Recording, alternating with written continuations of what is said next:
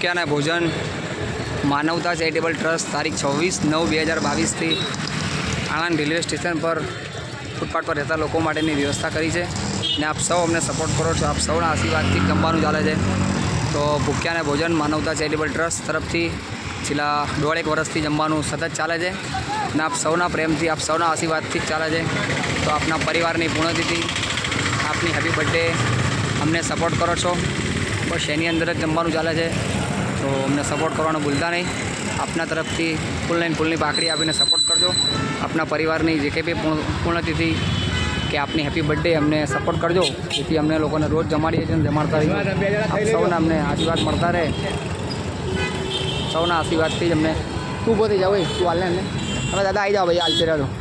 હા, શું નામ છે આપનું? શું નામ છે આપનું? હા, આજે જમવાનું કેમ વેચી રહ્યા છો તમે? સ્ટેશનની આગળ માનવતા ચેરિટેબલ ટ્રસ્ટ. આજે જમવાનું તમે કેમ વેચી રહ્યા છો? એમ શું છે?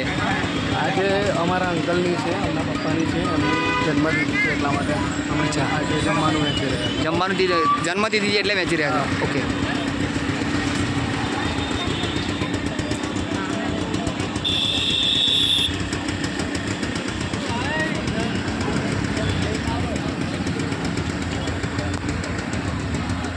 હા, શું નામ છે આપનું?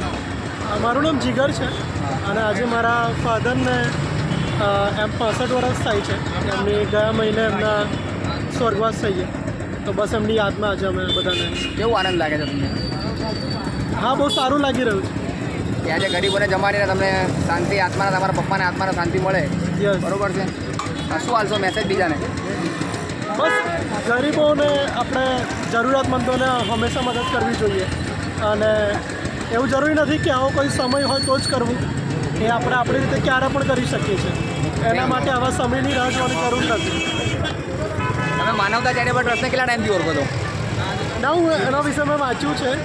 મેં પહેલાં જોયા છે. અહીંયા આગળ આ રસ્તા પર પાસ થતા હોય ત્યારે પણ જોયું છે કે આવી રીતે થાય છે. એટલે ઓળખાણમાં હતું એમના પપ્પાની જન્મતિથિ હતી આજે અને એમના તરફથી આજે જમવાનું વેચી રહ્યા છે. તો તમે પણ તમારા પરિવારની પુણ્યતિથિ, તમારી હેપી બર્થડે અમને સપોર્ટ કરતા રહો અને આપનાથી યથાશક્તિ પ્રમાણે અમને ફૂલની પાકડી આપતા રહેજો.